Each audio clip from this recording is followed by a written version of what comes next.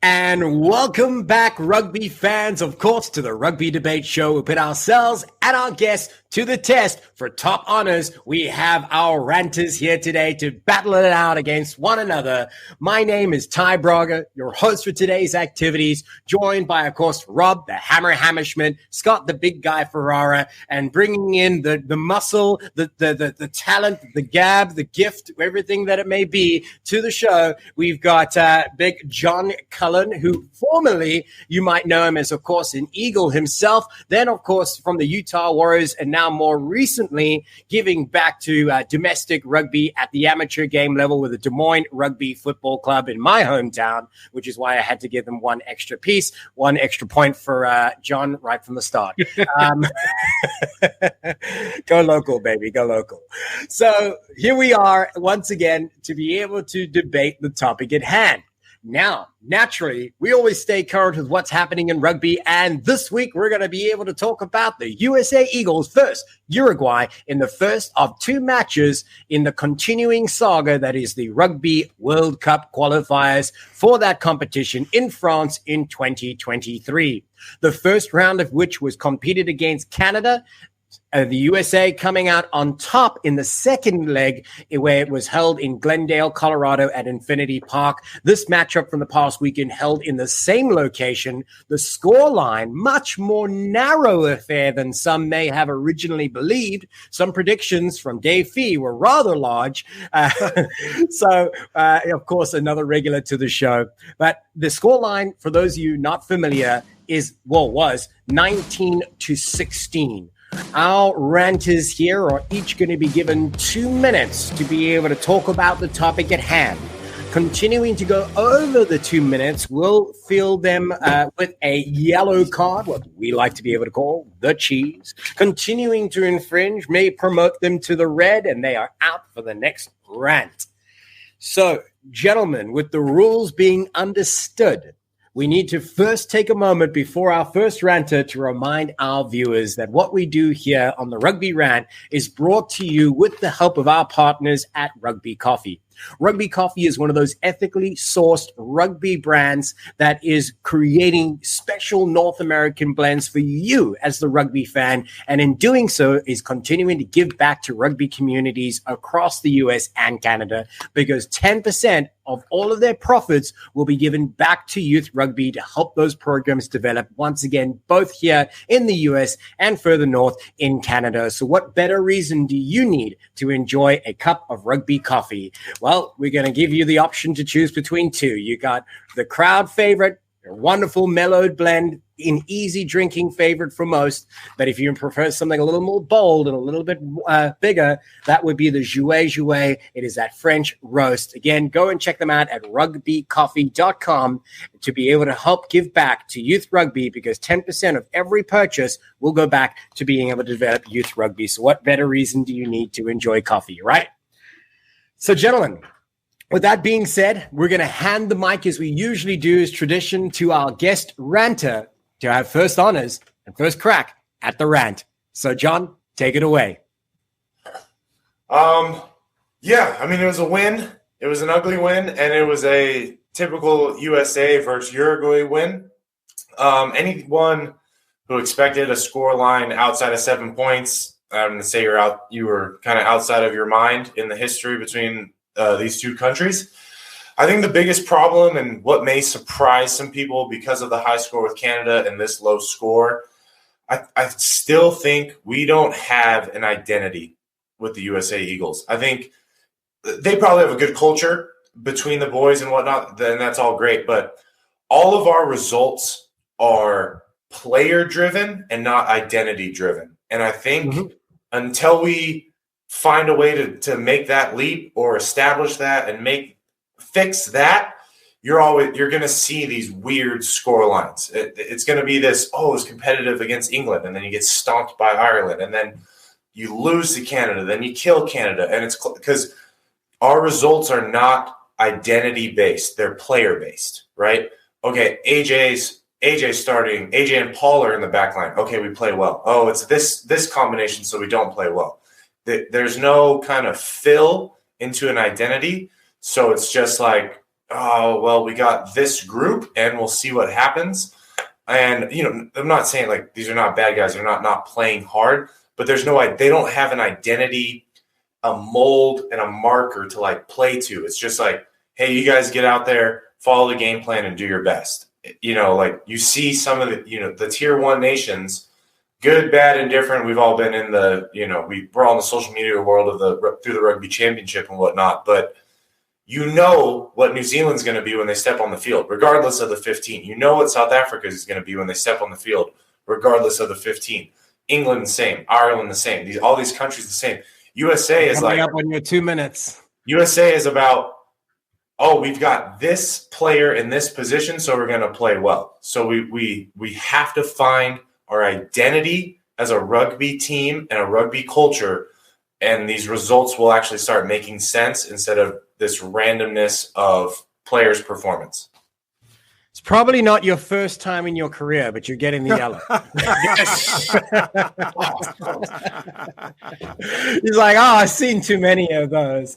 But, what you say has a lot of great merit to it. So let's just rewind a little bit. And essentially what it boils down to, as you said, is that they don't have the team identity. Right? They're not known for anything in particular except maybe a few key players. And your entire game strategy can't be pinned on the success of one player, because if they don't deliver, well, what's next, right?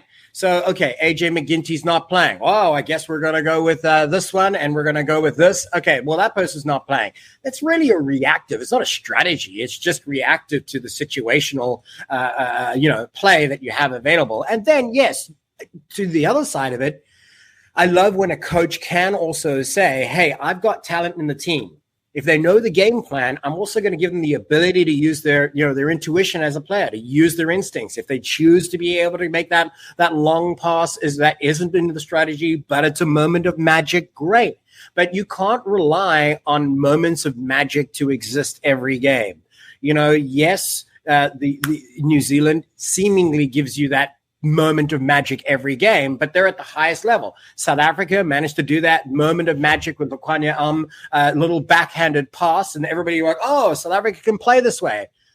But it's about the training. They need to first know the tactics. They need to know their identity, and they need to work to their strengths. So to add to your point, I don't think they're working to the strengths of the team. They're working to the strengths of an individual, right?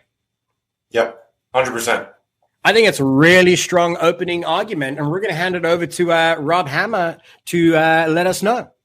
Thanks. So what was interesting is I actually had to watch this match on Sunday rather than live on Saturday. And so I kind of saw some of the social media chatter. And one of the things I commonly saw was that the finishers didn't finish very well, right? And they were complaining about the finishers. And so I really expected, as I was watching the game, because I knew what the scoreline was, I really expected the U.S. to really drop the ball. And it almost was like they lost the match. That's kind of the chatter. Interestingly, though, I really thought Uruguay didn't play a bad game. They just had difficulty converting points when they were in the green zone, right? They showed some periods where they could be really, really dangerous. They clearly had a game plan at the lineout to avoid, Cam Dolan. They did, I think, 3 short lineouts in which they gained some meters, with the hooker coming in on and some peels and some, the hooker and the prop doing some work together.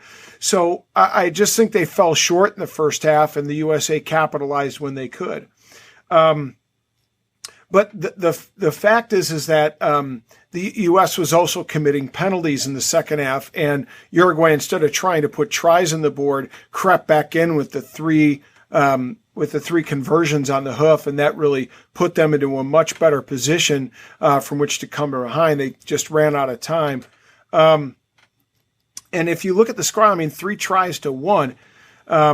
So the U.S. didn't play bad. I just thought that, like John said, it was a much closer scoreline than I think people expected, but they shouldn't have expected that. One thing I want to note, John made an interesting point. The player-driven mentality, I think that shows when you have certain guys hurt, like when Dolan went out in the game in St. John's. They lost their line-out identity because they don't have somebody that can go in there and be a target and they need to develop that at a fair amount of positions. That's why I thought Carty should have been in a fly half instead of McGee. Right. I mean, that's a fair point, though. There's a lot of people that feel very similar to you about that player choice, that 10 being such a pivotal role, decision maker. And it's not that we're saying one is bad and one is good. We're just saying who might have been a better fit for that matchup.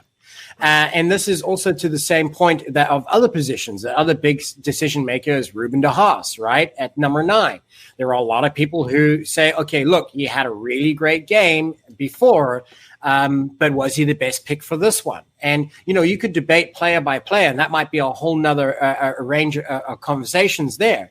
But I like what you said, though, is, Uruguay had passages of really great rugby.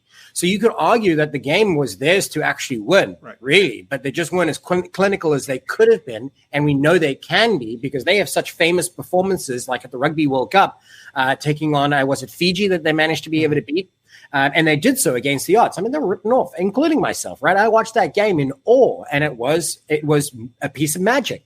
But what's also people have to realize is that Uruguay is not the team of amateurs that traveled a few years ago. They now have their own professional league with SLA that is now helping players to progress and become even better, just as the MLR done. So as we hail MLR for providing quality competition for our players to hone their skills, and now it's being translated up to the higher levels with USA Rugby, they too have the same thing. And even some of their players, Gaston Mires, who's, of course, the winger, also played MLR for the Toronto Arrows and was very successfully doing so for a couple of seasons. So these guys are the more experienced team than they have ever been. So is it any wonder why it was a close match?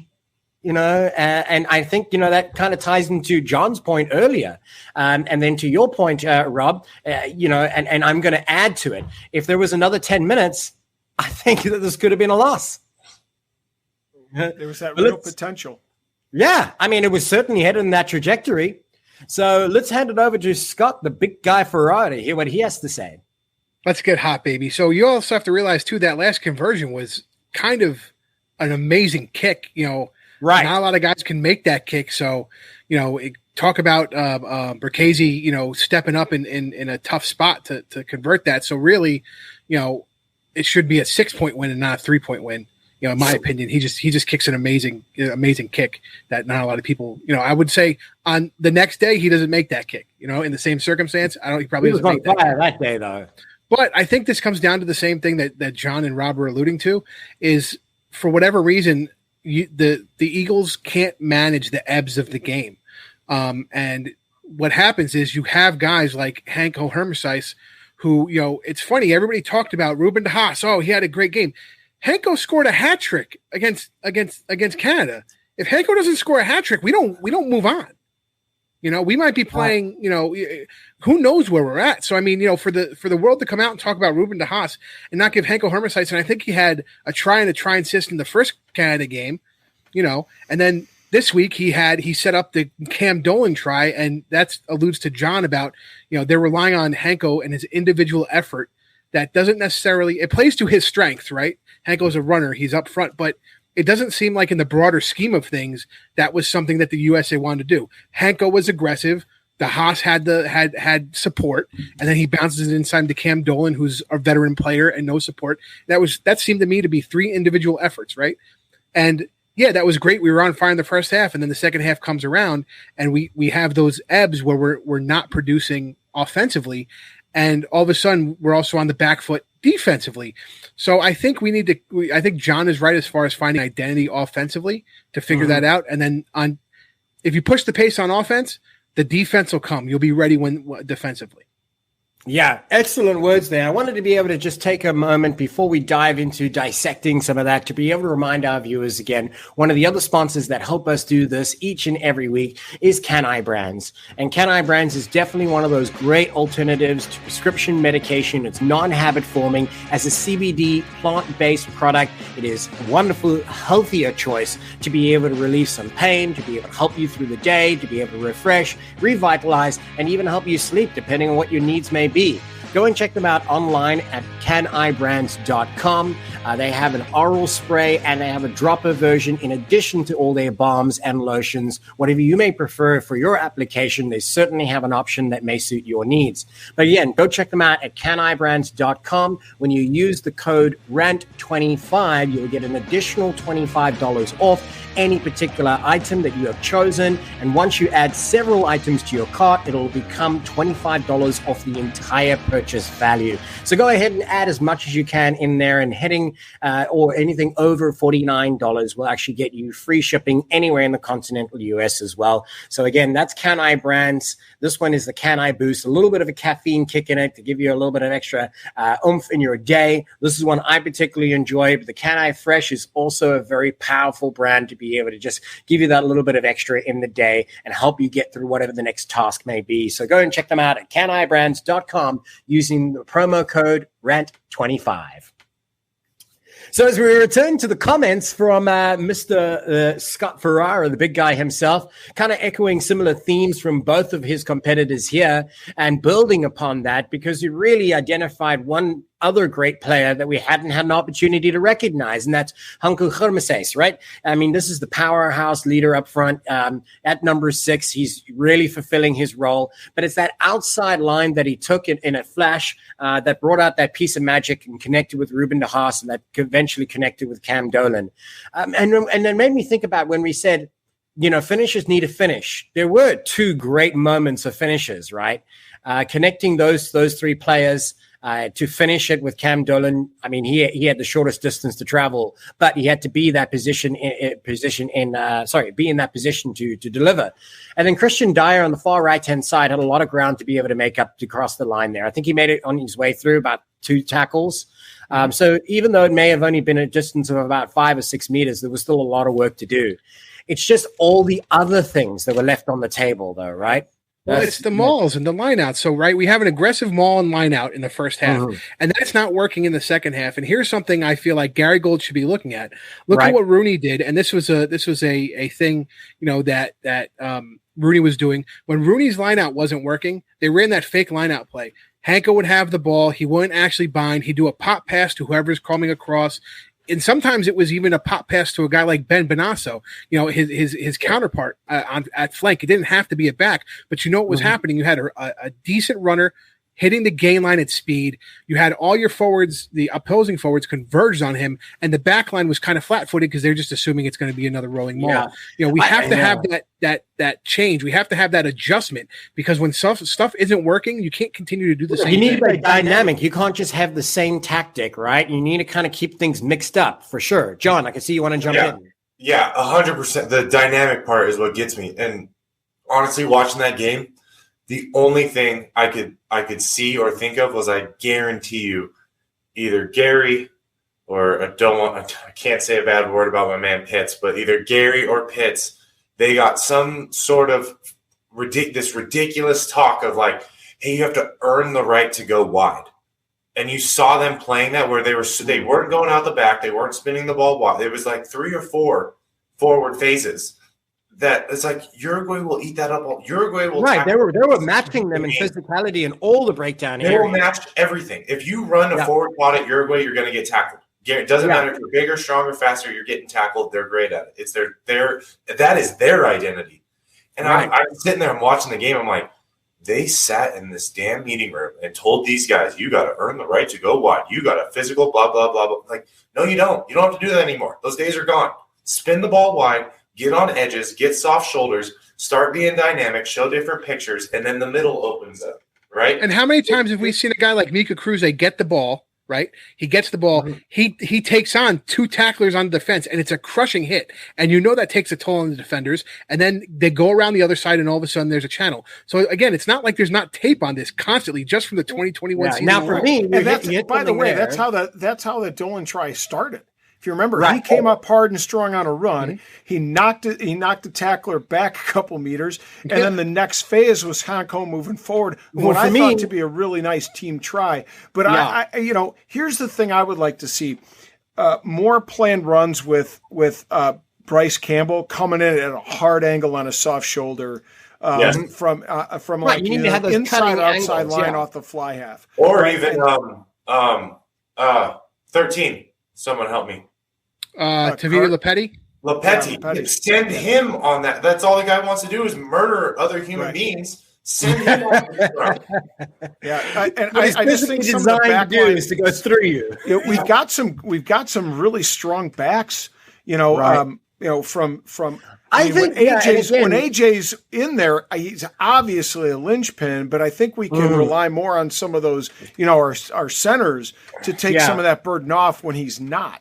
So two things I wanted to be able to bring up, and I want to return to it before we get too far away. And we talked about dynamic play. For me, one of the most dynamic players of the day was actually Mika Kruse. The reason being is he came out of positional play. He inserted himself in the back line from his left wing all the way to the right to be able to connect, to be able to get the ball out to Dyer, right? So he added that extra man there. And that was one of the few times that I had actually seen it connect as well. But he always wanted to be able. He wasn't afraid to run that ball into that line. But on top of that, though, to your point there, Rob, you're talking about like being inspired, seeing inspired play. And if you have AJ McGinty, it seems that the backline play just seemed more inspired, right? Because he had more options and he knew how to command it. Maybe it's a question of leadership. Maybe it's a question of skill. Maybe it's a question of experience. Or maybe it's just a question of depth. Do we have the depth so that when we're missing a player, do we really have great players that can fulfill that role to a very similar level? Well, that's the question. That's the question. So you talk about Cam Dolan, right? Who's the one guy in the pack we haven't seen that was named to the 31-man roster in any of these matches, starting with the first Canada game? Ben Bonasso. No offense to Andrew Guerra, Ben Bonasso has like 4 or 5 inches on him. So having Ben come in to be that second man as a jumper, so that way it's not always Nick Civetta going up, because as soon as Cam goes out, they know the ball's going to Nick Civetta, right? So that's the reason their lineout's not working, is because the only target then becomes Nick Civetta. And again, just Andrew doesn't have the height to be the jumper. So where has Ben Bonasso been? I mean, maybe he's injured, but again, to your point about the lineouts, do you feel that the lineouts were weak this time around? Well, I think the lineouts were better, but I feel like that's because you have Cam and Nick in. So when Cam and Nick are in together, you can run the plays you want to run, and you don't. It's harder to defend because you have multiple people. Yeah. Well, yeah. I'd like to see him be a little bit more great creative. contribution, John. Be a little bit more creative. There's a reason for that, but I'm staying PC as possible. Okay. Now you piqued my interest, John. I love hearing second row talk. Scott knows how much I love that. But I think they could be a little bit more creative at the lineup. That we know that they have that they can get the driving maul going, especially if you got like Fawcett, driving at the back, but or even Taufete. But why not run? You do that a couple times, right? You draw the defense in, you get them thinking it's going to be another maul when you're close to the line, and then you run some kind of front peel or backside peel with then your one of your centers screaming through on the inside or outside shoulder, really, to get that gap. That's a Lepetti play. That's a Lepetti play right there. The shield maul. So like we were trying to do a real fast maul, get going on them, and it wasn't working towards the end there. It just started falling apart. So run the shield maul, run that slow developing one. Right, and you just build that momentum. You'll take the hit at first. You'll lose 1 or 2, but you're going to build it back. Who cares? They're all in. And now you give your back line 3/4 of the field, and you can run whatever play you want with triple the space. And you're not worried about drive. You're not worried about winning. Then you've earned the right to go out wide. Yeah, you just keep sucking them in. Send it. Well, that's the other thing that I was looking at, and again, I think John hit it on the head about, for whatever reason they're not going out wide. Why did you bring up all these backs in the 31-man squad if you're going to just kind of sit there and not let them use it? There's a reason Marcel is playing fullback. He's a little older. His body has some. He's great, but he could step up and play wing, but he has some road miles on him, and this is the reason you brought the young guys up, and then you're not friggin' using it. We play with an identity in America that is similar. Most of the MLR teams play similar, and I feel like The Eagles have decided to play a different style that doesn't suit anybody else besides like a Ruben DeHaas type player, and right. it and you're talking about it, you have me. to define it like a northern hemisphere versus southern hemisphere style, which Correct. is a little bit more wide and expansive play from a southern hemisphere. Words. Southern hemisphere, but yeah, and it's not to say you can't use that style to box kick in certain areas, because I think Rooney's told that line, I think San Diego's told that line, but when it wasn't working, they've gone to let's throw it out, let's run some plays and see what happens, right. And for whatever reason, we hold steady with that play.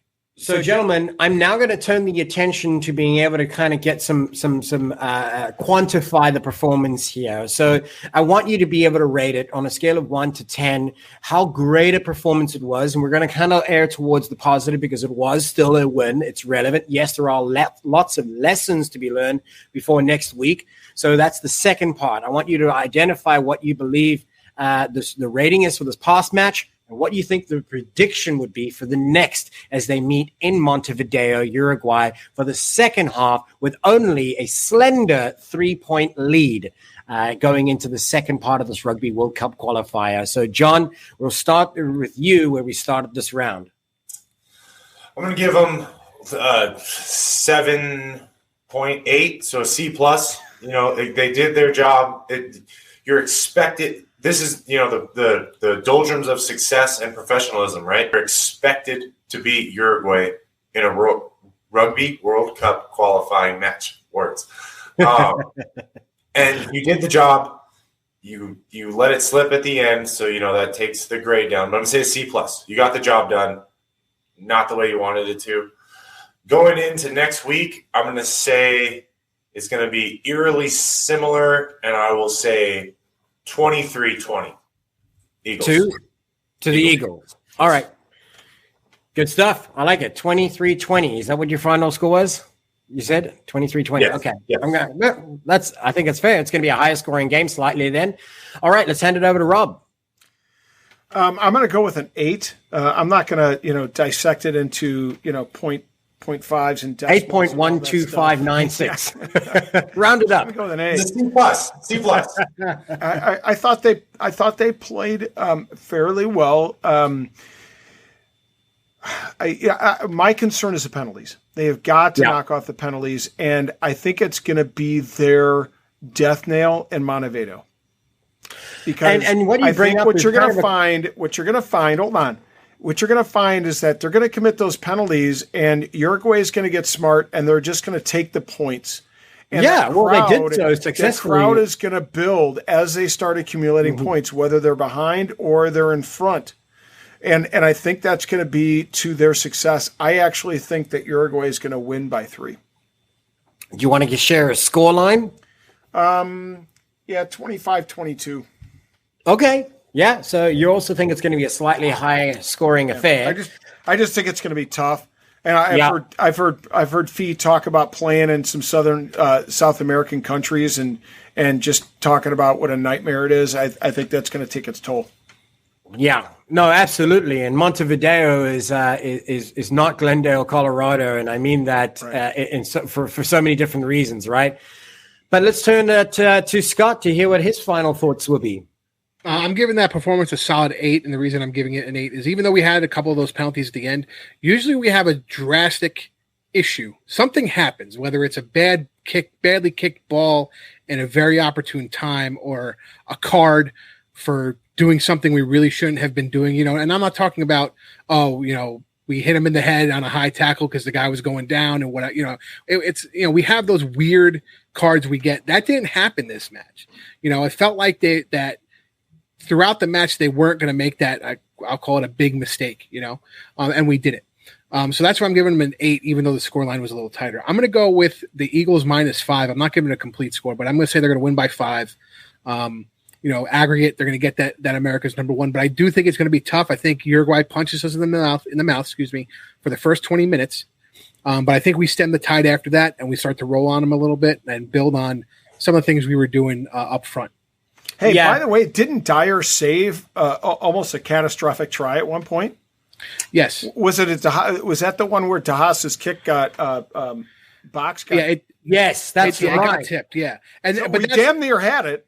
Yeah, but I don't was very honestly, close. when you're doing, but again, it's one of those things, a box kick can be blocked. It wasn't bad off the foot. You know what I mean? It was a good individual effort by another player. Well, I don't want to go too far down this, but it's not the first time we've seen him not checking his posts before the box kick, right? Right. And it has been, I think of even stiffer competition like with England. I think that happened and there was a try scored against them. And then it happened a second time in the game, although it didn't actually end up with a try. He ended up scoring off the same thing. So it's kind of like with the Haas, I feel like it's like you don't know what version you're going to get on the day.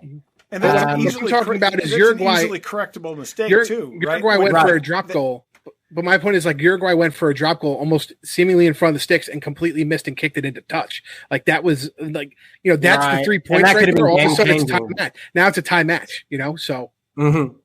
Yeah. So talking about the head-to-head nature of these two, I have an interesting fact to be able to share. So prior to this matchup, the two sides had met 17 times. The USA coming out with 14 wins. The draw was once. So it was 18. I was right initially. It was one draw. Total points for the US was 578 against Uruguay's total points scored over those contests of 311. 72 tries to 29 for Uruguay. 61 highest was the highest score was 61-13 in 2018. But the last contest between the two was the most interesting of all, where in fact that was in 2019. Of course, February 2nd is the date.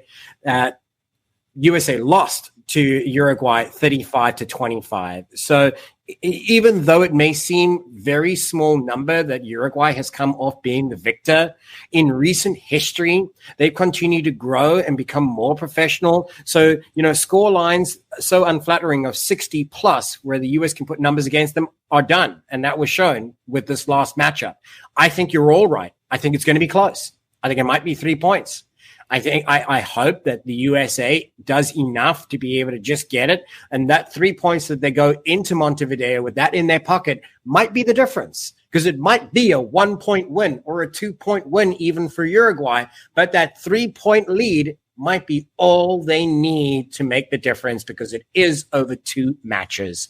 And I remind our viewers that with the Rugby World Cup format, or the qualifiers, I should say, they're both competing for an opportunity to make it into Pool A alongside New Zealand, Italy, Ireland, and another team from Africa to be able to join that pool to eventually make up the 5 teams that'll be in contest in Pool A, which is often referred to the pool of death. Yeah, I was going to say, ooh, that sounds so awesome. Let's get a win so we can be in the pool of death. Right. So perhaps it means nothing, but it's the opportunity to be there. And who knows, maybe Italy could be that one upset that they get, right?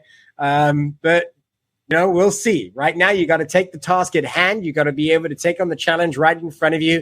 And that will be in Montevideo next week, where Uruguay play host to the US. And we will probably be talking about that as well. And you can continue to be able to enjoy our show on the Rugby Network each and every week by following us under the handle at Rugby Rant Pod. You can also see us online through our social media, where we will release a new Rugby Debate episode before it comes alive at, of course, the Rugby Network. And you can follow us again under the handle at Rugby Rant Pod. Before we head out here, we must mention one of those other incredible partners that help us do what we do each and every week. So to run you through that, we're going to hand it over to our resident tight head ambassador, Rob Hammerschmidt.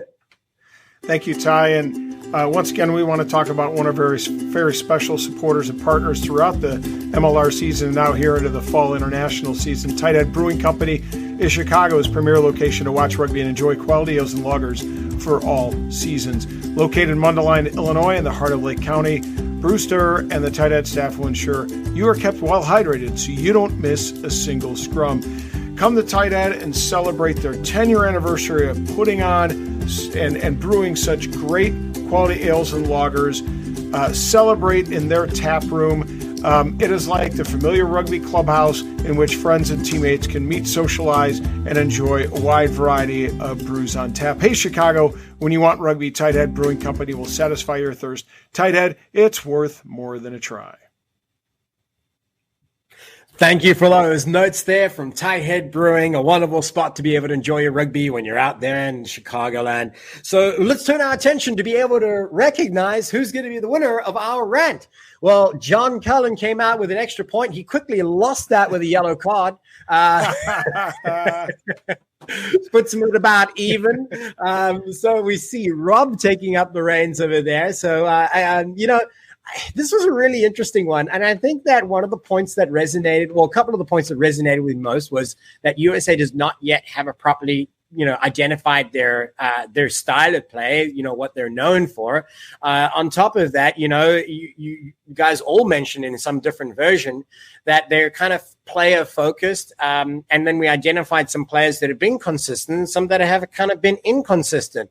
But it was about being clinical. And you said you all agreed that, finishers need a finish. And that was one of the points that Rob had brought out at first. And there's a lot of people that agree with that. There's a lot of people that find that important. Scott, you also referenced about the importance of the lineouts, these areas where traditionally the U.S. has been successful, but in this time around was definitely challenged in some areas where we thought they might have been more successful. Ultimately, I think I'm actually still going to hand this one to John. Oh, that's bullshit. Yeah. That's just straight bullshit. How much did he pay? He's afraid John's going to throw a rucksack on and walk over across the road to Des Moines and what's that Venmo at? What's hide that in Venmo the bushes at? and tackle Ty when he's not looking. I accept cash, credit card, and any other form of payment. So, John, with this historic win, how do you feel? I feel great. Took an L on the last one, so I had to redeem myself. Came out swinging, and Scott and Rob just agreed with me in their own version. So I think it was a qualified win. There was an echo in the room, was there? So once again, we remind our viewers that you've been watching another great episode of our rugby debate format for the Run, Pass, or Kick. Sorry, I stand corrected, for the Rugby Rant podcast show. It's really a great opportunity to be able to get a few of our friends together and talk about rugby. And if you would like that opportunity, let us know, because we encourage all of our fans to join us on the show and become a ranter in their own right. And you can follow us online under the handle at Rugby Rant Pod, or go ahead and comment down below. And you maybe say, I could beat John, I could beat Rob, and I could beat Scott. If so, we'll give you the opportunity to do it. So from myself and the team, we wanted to once again thank you for tuning into another episode here of the Rugby Rant. And we will continue to see you each and every week on our social media under the handle at Rugby Rant Pod, and of course on the Rugby Network. My name is Ty Braga, your host for today's activities, alongside Rob the Hammer Hammerschmidt, Scott the Big Guy Ferrara, and on behalf of our winner here today, John Cullen, thank you for watching, and we will see you at the next. All right.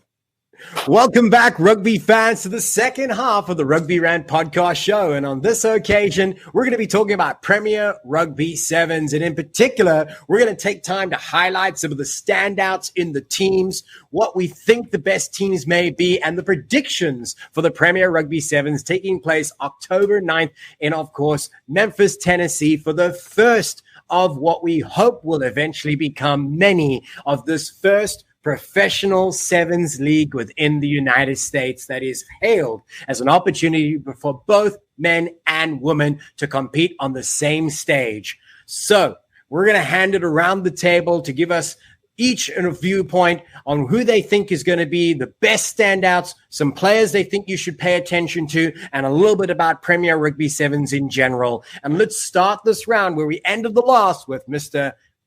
Big Guy himself, Scott Ferrara. Go ahead. We're still cooking, baby, even if Ty's off kilter a little bit. I had to remind myself who was next. I'm like, wait, don't get it wrong. And so the men's team I'm going to talk about, the team I'm picking to win the whole thing is the locals. And let's go down. Obviously, captained by Seafly himself, Carlin Isles. You can't beat that. But you have young guys like Connor Buckley, the third option at scrum half at Rooney, playing his college ball at Iona College. You have NOLA center Ross Depperschmidt on that team. Marcus Tupuola is another guy on that team. And then you have a guy I want to talk about, Sonny Ajayi. Now, he's a Rooney guy. He was picked up late in the season as injury cover, and unfortunately, he didn't get any playing time in the 2021 season. Chicago youth playing for the Lions when Fee was coaching there. High school All-American at fly half. He was playing pretty much all over the world, even before he went to college. Davenport U guy, then returned to the Lions, moved to New York, old blue. Anyway, I think that's a guy you need to watch. The reason you need to watch him, he's quick, he's young. He didn't get a lot of film in the MLR, and I think this is his time to shine. He's going to get a lot of playing time here. It's going to push some of these MLR teams to really take a serious look at him. One of the other teams I want to take a look at was the Loonies. My boy Chris Mattina is on that team, and you also have another Iona guy, John Powers, on that team. And Carm Consolino, who we just had on the show, we just interviewed on the show, is on that team. I think they're going to be a great team working together. Stephen Thomason captaining that team. As far as the women's teams, I'm going with my girl Nia Tapper, the headliners. We just had Nia on the show on Monday, and you have players like Rachel Strazdis, and Katie Johnson on that team. It's a quick team. It's a team that's going to pound you defensively. They're going to complete all their tackles, and my girl Nia is captaining. I can't complain about that. Yeah, those are some really great players, and you identified some teams that really jump out for you. Before we dive into it, let's kind of get a better view from Rob and see what he might think. So there's what my head tells me and what my heart tells me. My heart tells me to go with my guy, assistant coach Dave Fee, and the experts, but big guy, he promises to take you out. I love you, Fee. I love you, Fee. But I'm going to be honest, my head tells me the team is the way to go. Even though they have the worst looking kit on the whole lot, the team has some firepower. They're strong. They got some pace. You have the likes of Barrett. You got Ryberg. You got Harley Wheeler. I'm interested to see how Wheeler's doing. He hasn't been playing rugby. We haven't seen him in action in a while, in over a year. So I'm really excited to see what he brings to the table. And then they have some guys that are near and dear to my heart. Skylar Mitchell, LU kid, Colson Warner, the same thing. And, of course, my man, Christian Roddy Rodriguez. I can't wait to see him play Little Sevens again. But watch out because they've got some other guys with great nicknames. They got Aaron Martin, called the Flash. He's got to have that nickname for a reason. They got, of course, Thomas Isherwood, who's called the Mullet Man. I mean, if you've seen that blonde mullet flying around, Chris Mattina has a better mullet. I'm sorry, I got to interrupt. Put him against Chris Mattina. My rant, that's fine. Please don't count this as my time, sir. Put him and Chris Mattina in a mullet challenge, and Chris Mattina is going to win hands down. Have you seen the Mullet Man's mullet? Dude, Chris come Mattina, on, bro. I got to wonder, what's the superpower for Mullet Man? When you're running behind him, it gets all in your hair and face and stuff. You can't find him. So I think they're my pick to click. I'm going to go with the Loonies on the women's side. Alev Kelter, Joe Asamong. They've got the physical abilities. They got some pace. I think they have a nice balance to their attack and defense that's necessary to win the sevens. Nice. Yeah, you mentioned a lot of great names, and I love the fact that I also kind of lean towards the team for two reasons. One, we recently had Danny Barrett on the show talking about that in one of the RPKs. He was announced as the captain, but there, in all the teams, to Scott's point, they're kind of peppered in some of the younger talent, which is a great opportunity for them to get more game time, to get notice, and possibly further their careers, or to be able to kind of stamp out their authority and show what they're made of, so they can kind of get a roster spot, and maybe in a starting lineup in the near future in the MLR. Aaron Cummings is a great example with that at the team. And then you got guys like Johnny Ryberg, and you said Christian Rodriguez, who recently both were at Rugby Town Sevens competing then as the SoCal Griffins, who did relatively well in that contest. So, they're already building up on some of that that they've had. And, of course, that continues with their time at the Giltinis too. So it's interesting to be able to see how they kind of brought players in from different clubs, from different sides, and they paired them together. I wonder if thinking about, hey, these guys are from the same club, let's put them together. So it'll be interesting to be able to see. Let's hand it over to John to hear what his thoughts are. Yeah, Scott, your East Coast bias is absolutely sickening. Just because they ain't it great to be a Gale? Yeah. Hey, if I'm over on that side of the world, I hope you feel the same about me one day. But I am going to do a couple shout outs. I'm going to give the most talented team to the Loggerheads. That's a little dark horse, but just raw ability, Loggerheads. The team is going to murder people on the 7th field.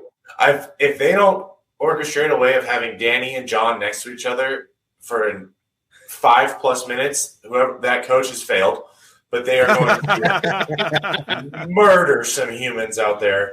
And I can't wait to watch those two rumbling, bumbling, stumbling down the field. But I'm going to go a little bit of a dark horse. I'm going to go with wily veteran leadership because of condensed schedule, short practice times, coming together last minute to get this done. And I'm actually going to go with the headliners, with the likes of Falau, Peter Tiberio, Tim Stanfill, and going old leadership coming together quicker, not falling for stuff, being able to know the game a lot better sooner. Player coach, Tim Stanfill, player coach. Yes. And on the women's side, I'm going with Rob. I'm going with the Loonies. I am a diehard Alev Kelter fan. She is an absolute beast. And I have a super funny clip of my daughter watching Alev run people over in the 7s and pointing at the screen and screaming. So I'm pretty much locked in that I would have to root for Alev's team no matter what. And we'll be sharing that on all social media hopefully soon, right, John? Yes. Love it. No fan too young, right? Hey, by the way, I have a funny story about the team. So they're coached by, as you mentioned, John, Tui Osborne. And I'm talking to Fee one day, and Fee Great coach too. He goes, it's funny. He has he has 3 strategies that he emphasized with the guys. And I go, oh yeah, what's that? He goes, it's the 3 Ds: Deckel, and Deckel.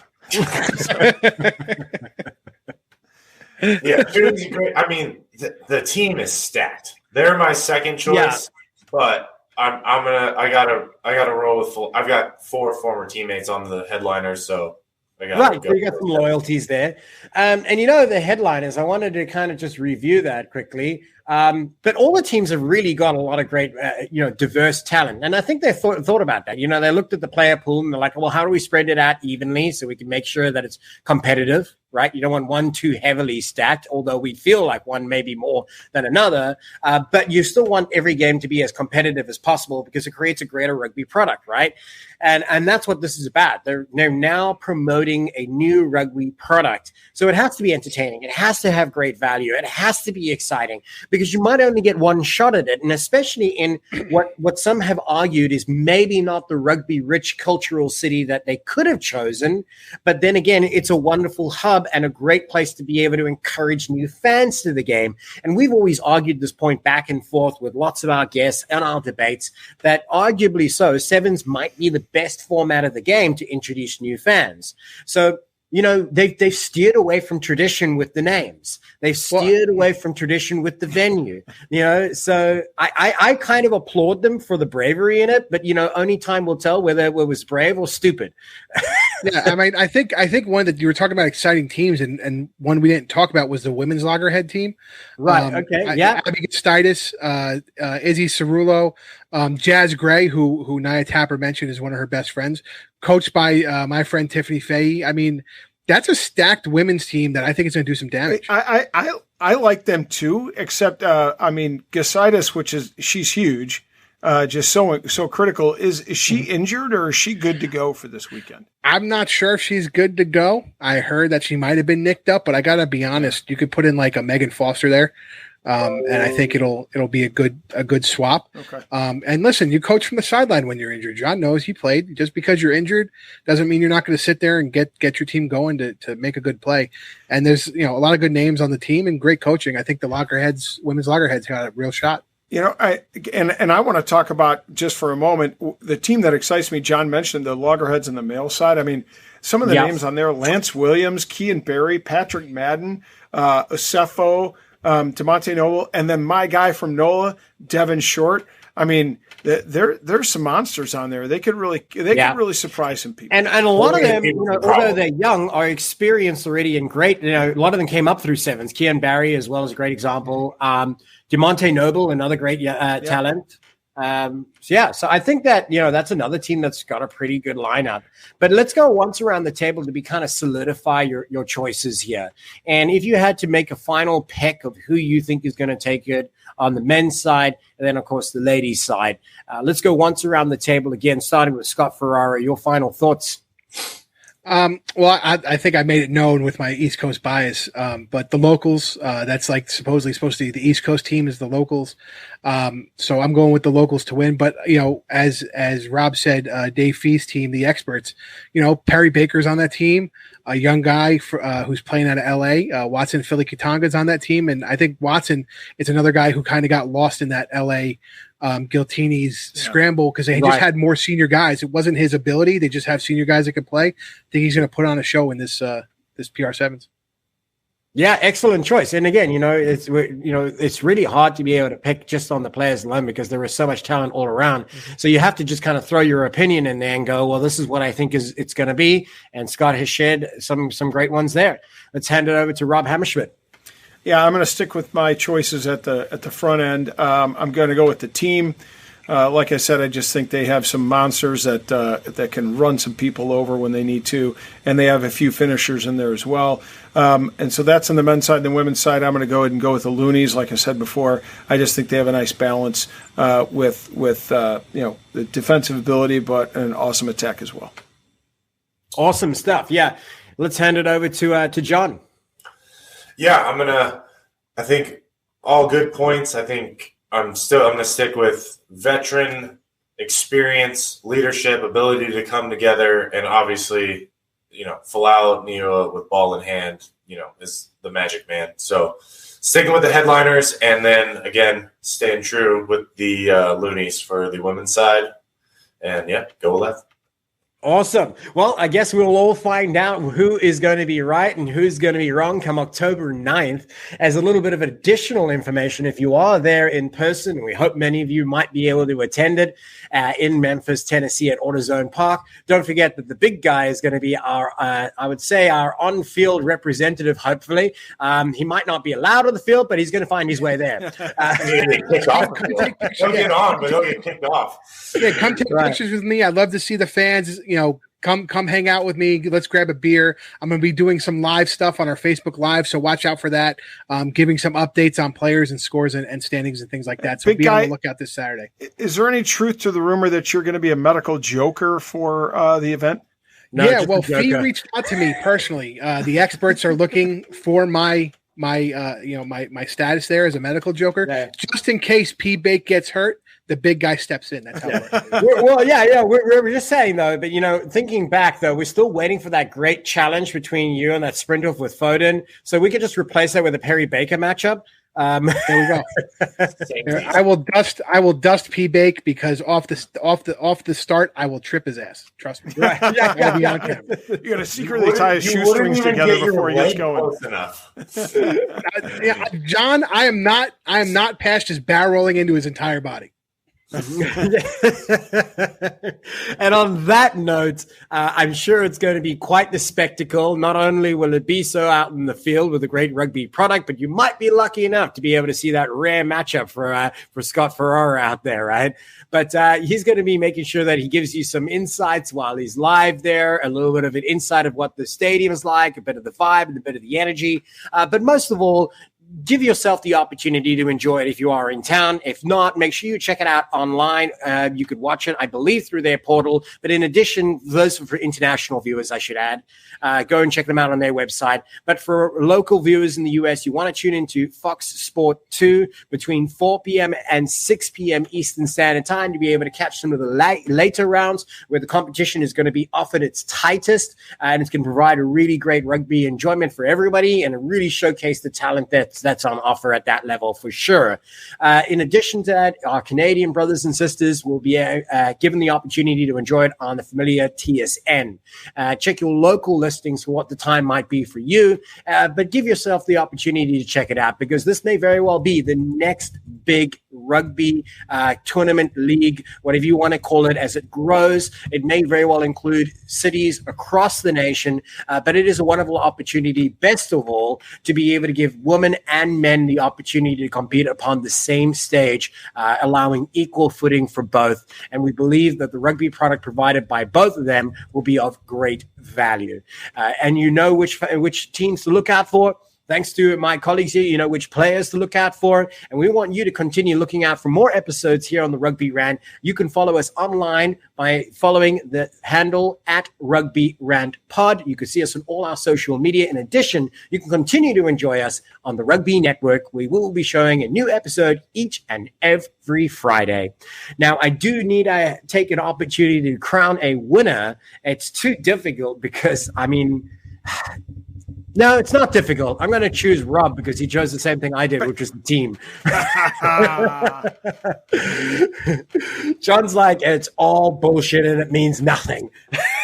Welcome to the rant where the rules are made up and nothing matters. That's right. Exactly, right? And the referee is known There's to one be thing wrong. that matters, John. Exactly. One thing that matters. Agree Scott with the did not get a win today. Okay, yes. Yeah, the best opinions, the most solid advice, the things that are 100% true, didn't get a win. Yeah, that's not how it works on the show. You should know by now. So with that being said, it has been an absolute blast. But one of our great traditions before we head out is to be able to hand the mic to our guest for an opportunity to send a shout out to anybody important or a special cause you want to draw attention to. John, please take the floor. I guess this will be similar, but I will give another shout out to the Des Moines Rugby Club. Just celebrated the 50th anniversary of the club here in Des Moines. I was very thankful to be a part of that. Obviously, this is my first year with them, so it's very interesting to see the history, meet the old boys. I think we had 4 guys at the game who were legitimate original club founders were there. Wow, that's awesome. That's cool. Day one at the field, guys who literally built the first barn that was the clubhouse where the field sits now. 4 of those guys were at the game this weekend to watch us put a good licking on Metropolis's D2 side. Great celebration after dinner and all that. And it was one of those great moments to remind you what rugby's all about, what we do this for. It's not always the stadiums and, assessments and film review and this and that. It's getting out on the field for 80 minutes, with painted lines wherever you're at and playing the game that you love and enjoying it for generations before you and the generations to come. So shout out Des Moines Rugby Club 50th. Shout out all club rugby in the U.S. and what you guys are doing. Continue to do it. It's the backbone of rugby in the country, so keep it up. Amen, brother. I like it. That is a very, very fair point. And you as a fan can also continue to be able to help. And we always like to be able to share this one important point for us here on the Rugby Rant. We try to grow rugby one fan at a time. And you can continue to be able to help grow rugby by supporting your local team or go and pay a ticket to bring a friend with you, go watch a game, support the vendors, support the sponsors, whatever it may be. Every little bit does help to growing rugby here in North America. And we certainly need all the help we can get if we want to be competitive at the Rugby World Cup coming up in 2023. And as a reminder, you've been watching the show where we debated the previous matchup between USA and Uruguay. The next week, we will be able to revisit this as they compete against each other one more time to see who will take the honors and take that spot in Pool A for the next Rugby World Cup in 2023 as they meet in Montevideo, Uruguay this this time around. And you can continue to follow us online under the handle at Rugby Rant Pod, or see us live, or should I say, see us each week on the Rugby Network. My name is Ty Braga, your host for today's activities, alongside Rob the Hammer Hammerschmidt and Scott Ferrara, the big guy himself, and of course, our guest of honor who took one win today, John Cullen, formerly from the Utah Warriors, and of course, a USA Eagle, and now Des Moines Rugby Club. Thank you for watching another great episode of the Rugby Rant Podcast Show, and we will see you at the next.